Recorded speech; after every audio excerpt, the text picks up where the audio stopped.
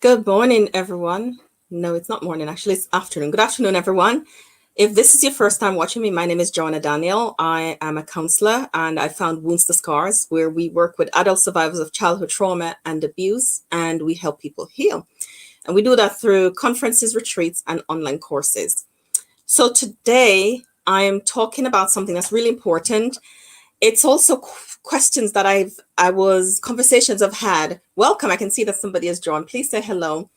It's also conversations that I've had with two people just last week, and I was going to respond in a blog post, but I decided I'm going to come and have a conversation.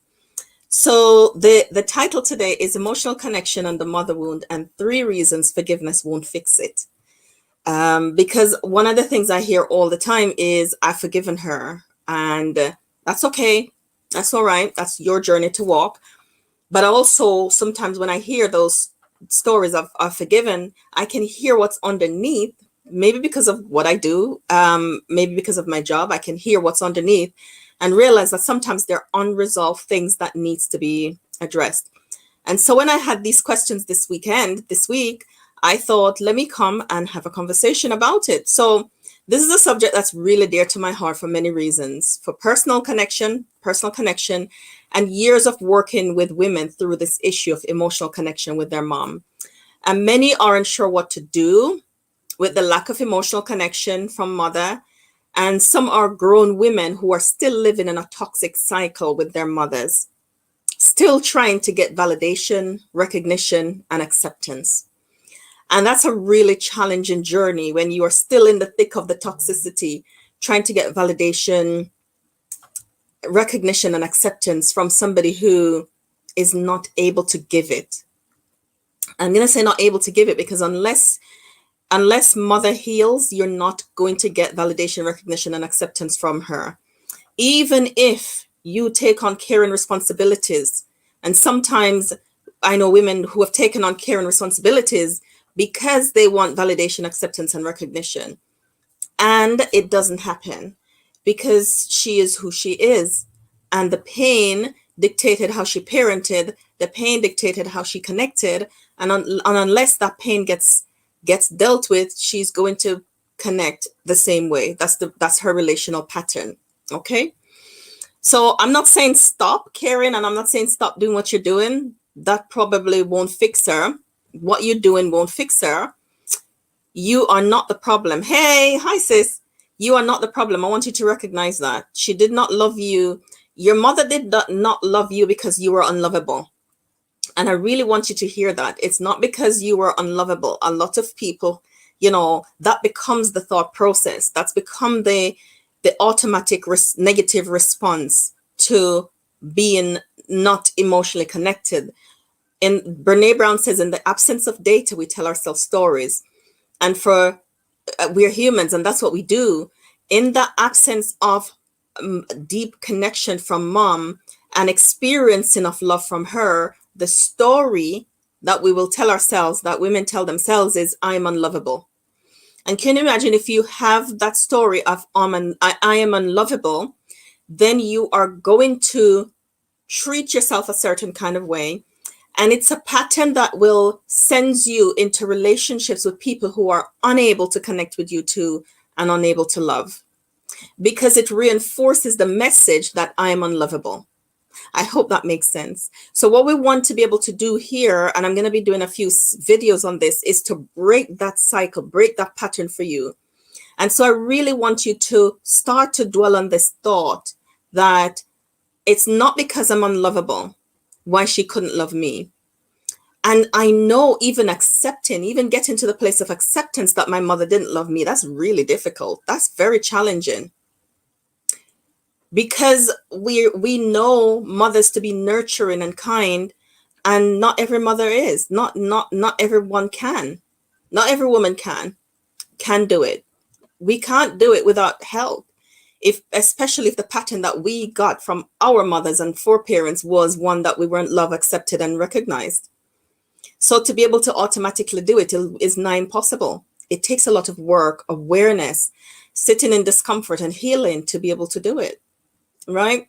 So it's not because you're unlovable, but our own pain Her own pain stopped her from loving you the way you needed to be loved. I want you to really hear that. It's her pain, not anything that you did or didn't do. It wasn't any qualities that you lacked. It wasn't because you weren't bright enough, pretty enough, whatever enough. It wasn't because you weren't. You are enough.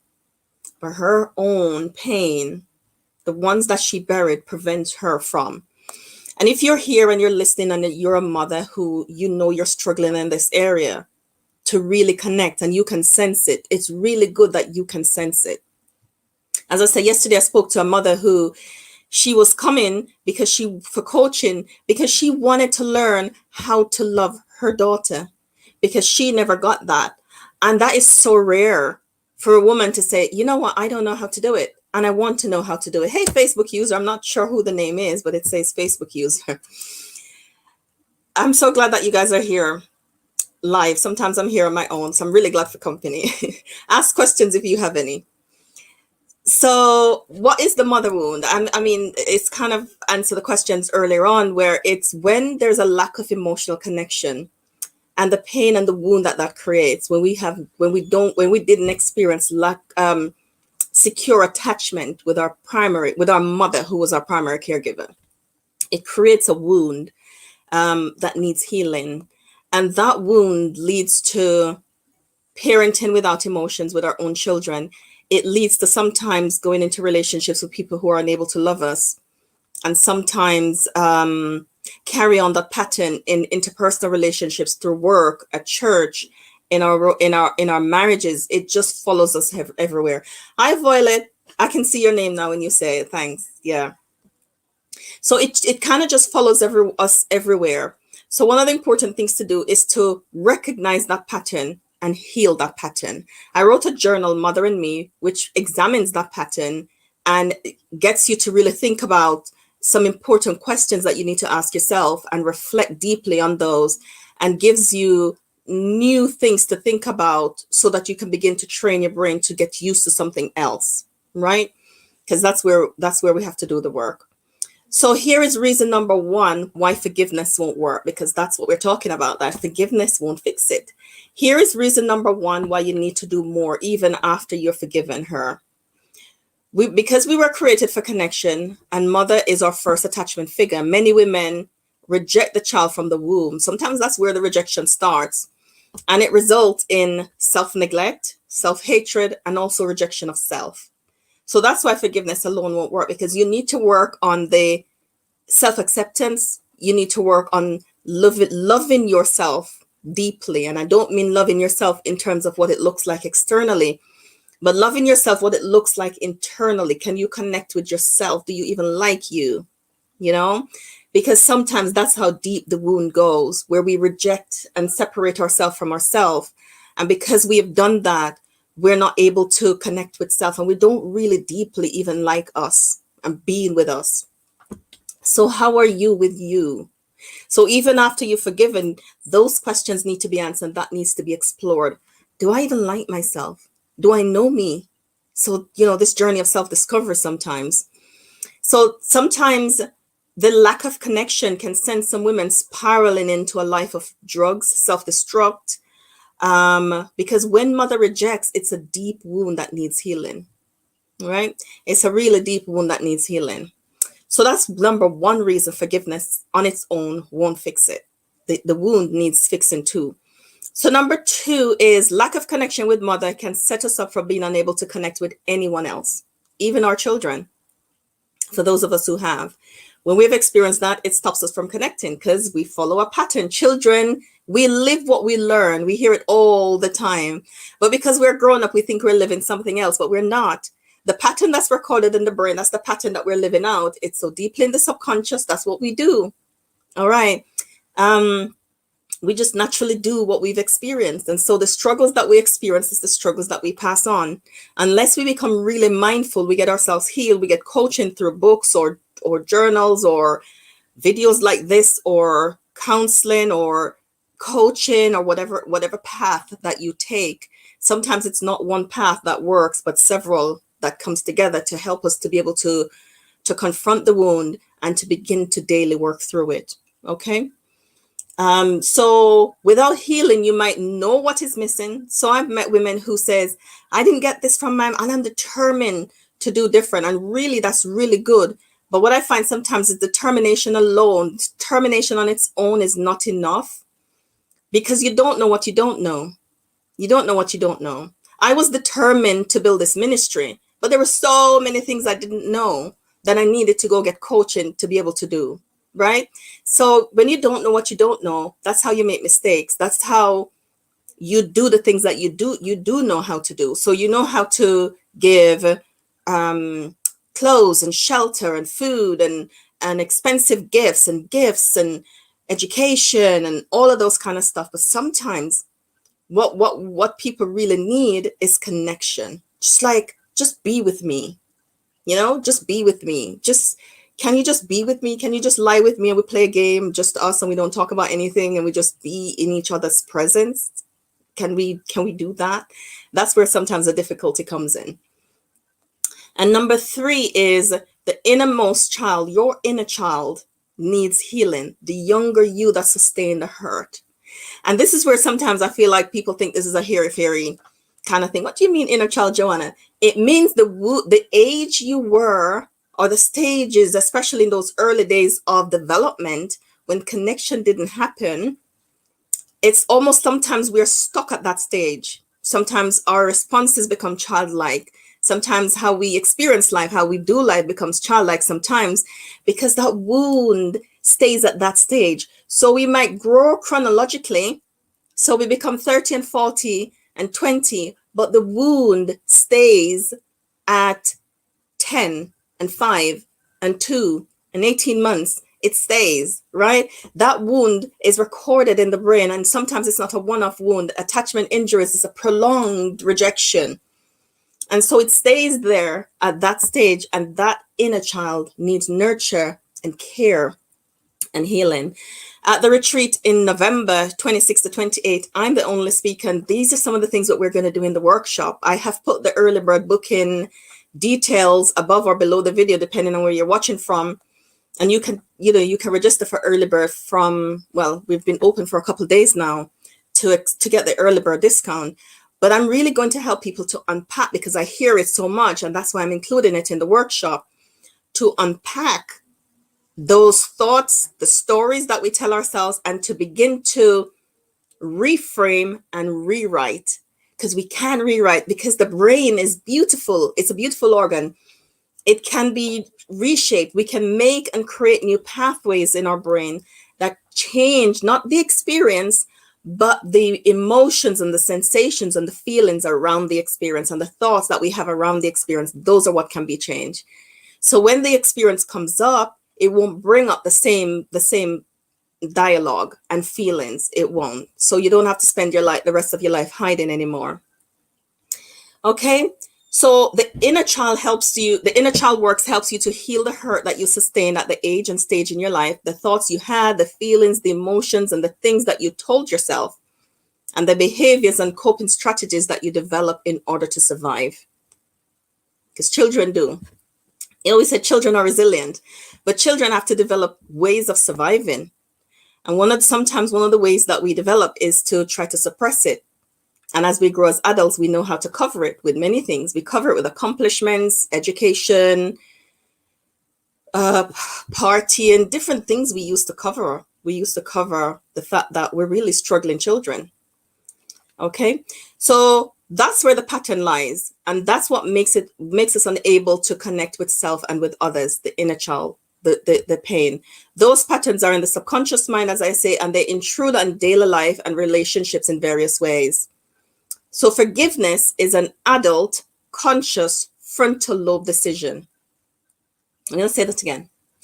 That's why forgiveness on its own, when we've experienced the mother wound, won't help, because forgiveness is an adult, conscious, frontal lobe decision. Your younger self didn't have the capacity to make these kinds of connections and decision. So even though forgiveness, even when taught forgiveness, it has to be modeled regularly to a child for them to be able to understand it. So for example, I have children, different ages, and teenagers and one preteen. So I can say they can do something and I can say, I forgive you. But if I don't carry out that forgiveness, then they don't understand the concept. So I have to say, I forgive you. And if they want a hug, give them a hug. My voice is still soft. My facial expression is still soft. The atmosphere is still soft. I can pull them in. I can hug. I can carry on as normal and not punish with withdrawal, with harshness, with criticism, with judgment, with I told you so, with any one of those things. I can really say I forgive you. And not only say the words, but act it out so they can experience it, right? So as we do that as parents for them, I see them modeling it with each other and with self. So that's how children get to learn the concept, right? So we model it in that deep, compassionate way. They experience it and they model it with others and with self, right? So they can say a sibling can do something that needs forgiveness, ask for it. The next person gives it freely, not without the consequences. If there are consequences, there are consequences. But the next person gives it freely and can still model gentleness, softness. But if as parents, we never did that, they wouldn't know what it looked like. They wouldn't know how to do it. So that's what I'm saying. Forgiveness on its own won't fix the mother wound, because forgiveness is an adult frontal lobe conscious decision that we make. But when the wounded child has not been attended to and that deep connection that was experienced has not been healed, you, the adult, can make the decision, but the child is still broken and hurting. There's still deep sadness. There's still the pain that needs healing. And sometimes when we forgive, one of the things that we do is use that to stuff it, to put on top of it, to go, but I've forgiven, but I've forgiven. And we're not allowing the pain to come through to release it. Stays inside. And you know, the quote, repressed pain must find expression. It has to. So whether you're forgiven or not, your repressed pain might find expression in certain cancers, autoimmune illnesses, breakdowns, anxiety, depression. It must find expression somehow. There's a beautiful, beautiful testimony, and it's on YouTube. I might use it for one of our workshop, a part of it, with permission. A beautiful testimony, but it's on YouTube so everybody can watch, about this woman, how she walked her journey of forgiveness and how it was holistic. It was mental, physical, and spiritual. But I tell you what came first. What came first was the physical effects of the repressed pain. That showed up first. It showed up first in mental health first, and then it showed up in a terrible physical illness, and then it recurred in mental health, and then she started treatment, not just physical, but emotional and spiritual. She did the whole thing, right? So forgiveness is on its own, yeah, that's great, but remember, that's the adult making that decision. The child that was wounded still need care. They still need attention. They still need love and acceptance.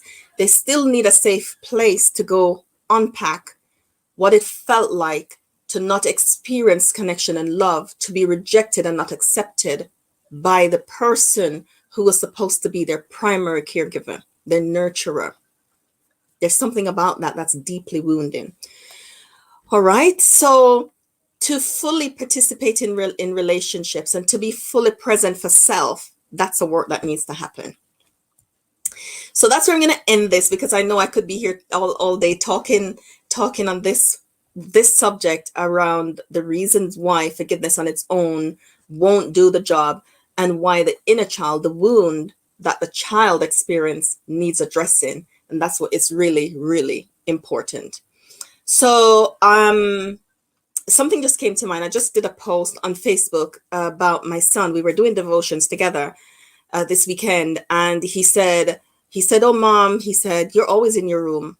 Like, I was just about to plunge in pain, and brokenhearted, and I'm not a good enough mother. And the spiral that we go through as moms. And But before that, I stop myself because I'm able to separate my thoughts and feelings and to, in the moment, reflect on it and really look at what's happening. Hey, Jenny. So I hope you're feeling better. So I did that. I did that work and I realized that, hang on, that's not what he's saying. So I said, this really nice. This is nice, isn't it? And he said, yes, can we do it every day? He just wanted to say, Mom, can we spend time together every morning first thing? And can you do my devotion with me? Because children don't have emotional language. They get it from us. So when we are not able to give it, it creates a deficit. So can you imagine if I didn't hear the emotions behind what he was saying and I shut him down and didn't connect with him in that moment? That would have left a little wound for him to carry with him. He would experience it as a sense of rejection because I couldn't hear him. Yeah. So that's why it's so important to attend to the wound. Even though you're forgiven, don't ignore the wound. If you're looking for a safe space to deal with the wound, at our retreats, we're helping people who have experienced trauma, whether it's attachment related trauma or any other kind of trauma that you've experienced in early in life, to unpack, to rewrite, and to unpack, reframe, and rewrite your story so that you can move on, living really the life of peace and abundance that you want to have. Oh, yes, he is faithful, Jenny. He really is. Thank you so much for joining. Thank you for commenting. If you have any questions and you don't want to ask it here, you can always email me at joanna@woundsdoscars.com, or you can send me a message on any one of the social media platforms that you follow me on. Have a great day. Bye.